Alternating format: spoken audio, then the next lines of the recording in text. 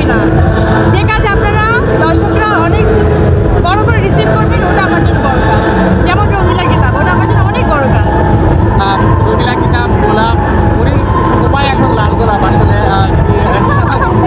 এটা আগাম বার্তা আসলে সবার জন্য। পরীর খোপায় লাল গোলাপ এরকম কিছু আসবে ভাই, আসবে না, আসবে না,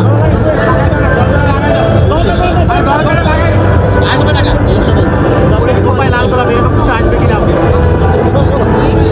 পরীর খোপায় লাল গোলাপ এরকম কিছু আসবে কিনা? তোমাকে দেখতে অনেক সুন্দর লাগছে, তুমি একটা জীবন্ত গোলাপ। আমি আসলে করি সবাই সত্যি কেমন এই পোশাকের জন্যই হয়তো আমি হয়তো করি না। সেটাই আমার ভালোই লাগে।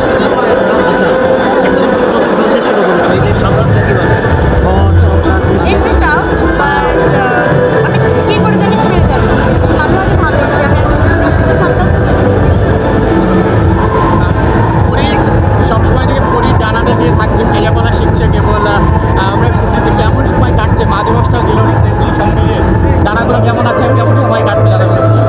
দেখেন, আমি যত চাই জীবনের ঝামেলাগুলো এড়িয়ে আমি নিজের জীবনে অনেক একটুখানি সবার থেকে আলাদা করে, মানে আড়াল করে নিজের জীবনটা উপভোগ করবো, ততই কেমন জানি আমি জানি না যে ঝামেলাগুলো আমাকে জেঁকে বসে। তো আমি ফাইনালি ওটাই বিশ্বাস করা শুরু করেছি যে না, সমস্ত ঝামেলা নিয়েই আসলে আমাকে বাঁচতে হবে। তো আমি এভাবে ভাবি।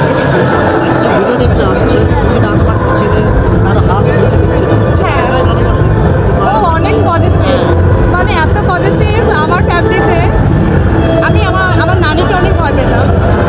আসরের পরে উনি বাসার বাইরে থাকতে দিতেন না। আমি মনে হয় 30 থেকে 40 মিনিট টাইম পেতাম বাইরে খেলার। তখনও একটা রেস্ট্রিকশন ছিল আমার জীবনে, কিন্তু এত রেস্ট্রিকশন এই মুহূর্তে আমি ফেস করছি যেটা আমি কাউকে বোঝাতে পারবো না। বিলিভ মি, আমি যে এটা ভিডিও শেয়ার করেছিলাম আমি দেখেছিলাম, আমরা নাচের প্র্যাকটিস করছিলাম, আমার গ্রুপের কেউ আমার হাত ধরতে পারে না।